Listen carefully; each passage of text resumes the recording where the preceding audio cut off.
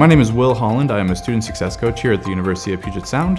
My role as a success coach is we work with first-year students and transfer students and just support them through their first year here on campus. A student success coach is basically just an individual on campus who is a full-time staff member dedicated to working with students in their first year. That transition to college can be a really difficult time. We've found a lot of students who are not used to the change between the expectations of high school and the expectations of college, and so we're really able to be kind of a go-to person to help them understand what those differences are, just making sure that they're aware of all of their resources that they have on campus, and also just kind of try and be there as an individual that they can feel supported by, kind of feel like they have someone who has their back on campus. One of the most common things that we support students with is time management. That can look a lot of different ways, whether it's just moral support, an accountability partner, somebody to check in with just to see how you're doing.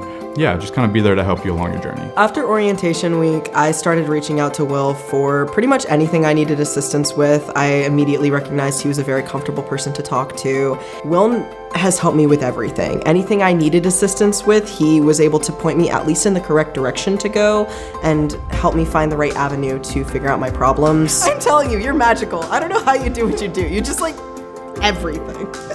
I think I reached out to Tiffany originally because I was kind of just like, I don't know who to go to. This is a brand new thing and moving to a completely new place, like moving away from home. It took me a while to kind of figure out my routine of college, whether it be needing help with academic stuff or just figuring out how to get involved on campus or figuring out jobs or future stuff. Like, you can use the success coach whether or not you feel like you need it or not. This is such an amazing resource, and having access to someone who is so well versed in the campus knowledge, I would recommend it for anyone. You don't need to be in a moment of crisis to need someone to talk to. You don't need to be completely and utterly confused to need help.